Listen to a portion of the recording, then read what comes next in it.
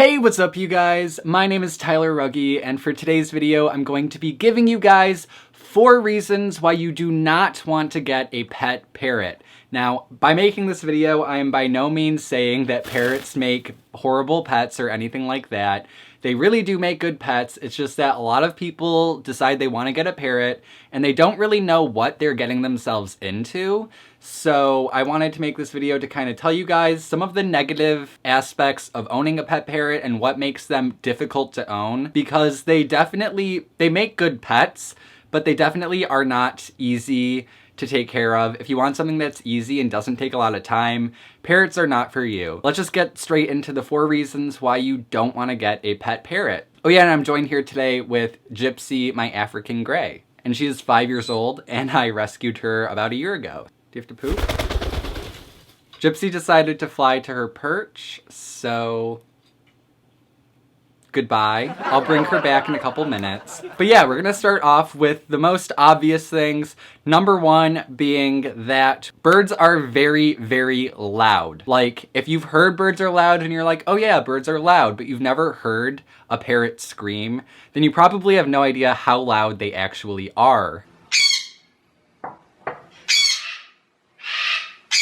Now, obviously this depends on the type of bird you get, but all birds are pretty loud, all birds make noise, and obviously the bigger birds you get, the more loud they're probably gonna be.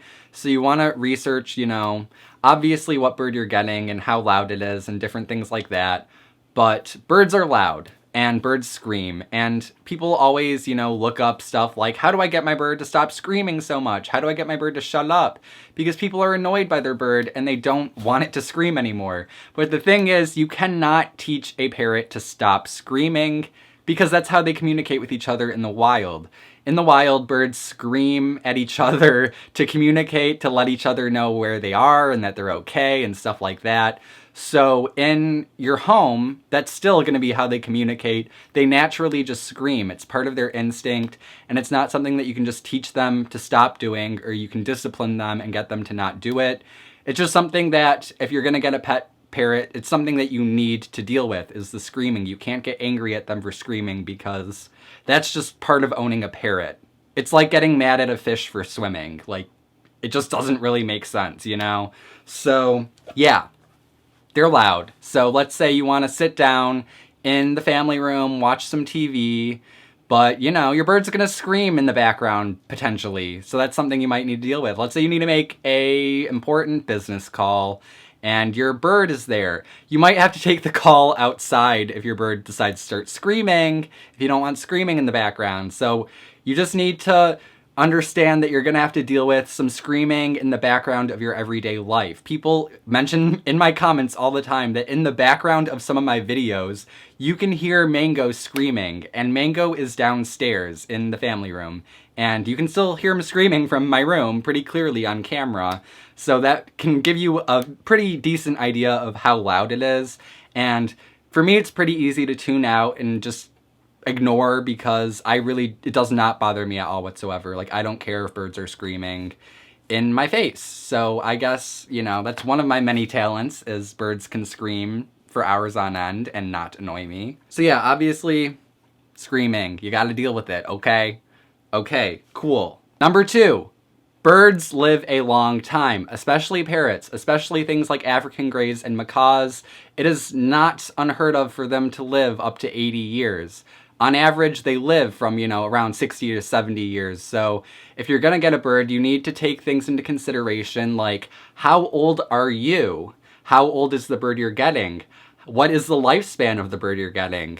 Is the bird going to outlive you? Because that's an actual thing you need to think about, is if the bird's gonna outlive you, what's gonna happen to the bird once you die and the bird's still there? It's unfair, kind of, to get a bird that is going to outlive you, because it's going to form an emotional connection with you, an emotional bond, and I'll talk about that in a couple minutes, but the bond they form with you is like serious. It's more than the bond you have with your dog, because birds are extremely social in the wild. I've seen, especially with African greys, Gypsy, can you come back, Gypsy? I need you for this. I've seen with African greys, cases where their owner has died, and the African grey will actually get so stressed out that it stops eating, it self-mutilates and pulls out its own feathers until it's almost bald. And that's from the stress of having their owner die, because they understand what's happening. You know, they're very intelligent. Gypsy, go on my shoulder. It's very stressful for a bird to deal with its owner dying. So you want to try and get a bird that's not going to outlive you if possible. Try to go and rescue or adopt a bird that is a little bit older so that you don't have to have it its entire lifespan, because there are a whole lot of birds out there for adoption. So that's something I always recommend. But you also need to keep in mind that, do you want to have a commitment that's that long?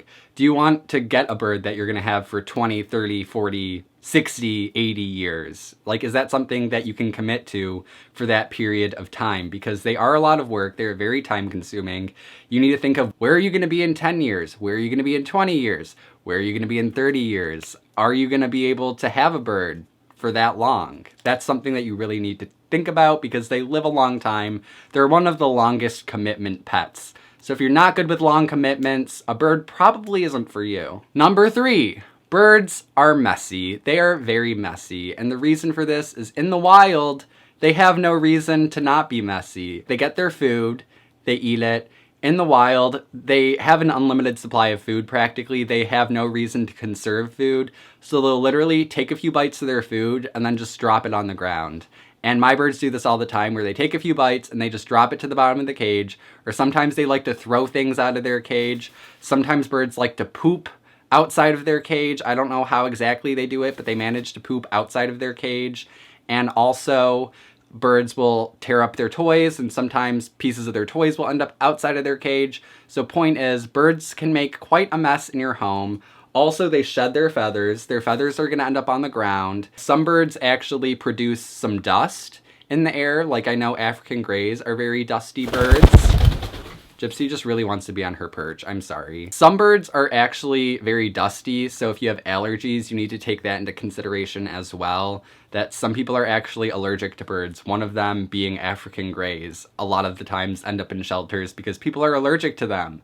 So if you have allergies, you need to keep that in mind, that they produce dust, and also they just produce mess. So if you don't want to have, you know, a mess around the area of your house that the cage is going to be and where your bird's going to hang out, then you probably might want to just take that into consideration. And last but not least, number 4, birds require a lot of attention. Now, this is the most important one. Birds require a lot of attention. I'm not just saying you have to spend an hour a day with your bird and they'll be happy. Birds are literally like having a toddler. Once you get a bird, your life revolves around your pet birds, because they like to be out all the time. They need the attention. Like I said, in the wild, they find a mate and they usually have that mate for life. So when you bring a pet bird into your home, a lot of the times you will be your bird's mate. They will bond with you and you will be their partner for life, and they will rely on you to give them attention and constant stimulation all the time. So you can't just stick a bird in a cage or anything like that, because if your bird is sad, it's bad, because they're very intelligent animals. To give you an idea of how intelligent birds are, a lot of the more intelligent types of birds, like, you know, larger macaws or African greys, have the cognitive abilities of a 5 to 6-year-old human. When you keep that in mind, the most intelligent dog breeds, like border collies, they have the cognitive abilities of about a 2-year-old human. So if you think dogs are smart, you need to realize having a bird is literally like having a 5-year-old child as far as their cognitive abilities go. Yeah, it's kind of insane how intelligent they are. So neglecting a pet bird is literally almost the equivalent of neglecting a baby human being. Because if you are unavailable or unwilling to give your bird constant attention, they will become distressed. And this will lead to a lot of unpleasant behaviors, like your bird screaming even more than usual, and your bird might even lose trust in you and become violent towards you and your family members. They might, you know, start to bite more and just be more aggressive towards you because they will be angry at you. They will start to become depressed, and a lot of the times, like I said before, when birds become depressed, they will stop eating and they will pluck out their feathers and they will actually self-mutilate, and birds can actually die from becoming this stressed out. So it really, really is super important to realize that with a bird, it is a huge commitment, that you need to have a lot of time to spend with them. Now, I'm not saying that you need to have your bird on your shoulder 24/7, but it's good to keep their cage in a room that people are always in and around. It's good to have your bird out maybe on a perch on your desk if you're working, just so it can spend time with you. You don't have to constantly be talking to it, but just having it around you and being able to interact with it throughout the day is very important. So if you work a 9-to-5 job, having a pet parrot probably won't work for you. But if you work from home, or you're like a stay-at-home person and you're just home most of the day, then birds could actually work very well for you if you can spend most of the day with them. So yeah, that's it for today's video. Those are 4 reasons why you might want to rethink getting a pet parrot. They are just a huge commitment. But if you're willing to look past those 4 things and you're willing to devote a lot of your time to your bird and look past some of the negative aspects, they make really, really good pets, and the bond that forms between you and a bird is amazing. So it's awesome and incredible to experience, but you just need to keep some of these things in mind. So if you guys like this video or you found it helpful, please make sure to give it a big thumbs up. Subscribe to my channel. I post videos every week. Check out my social media and my vlog channel. They'll all be linked down below. And I'll see you guys in my next video, and say goodbye to Gypsy. Perfect timing. Goodbye, Gypsy.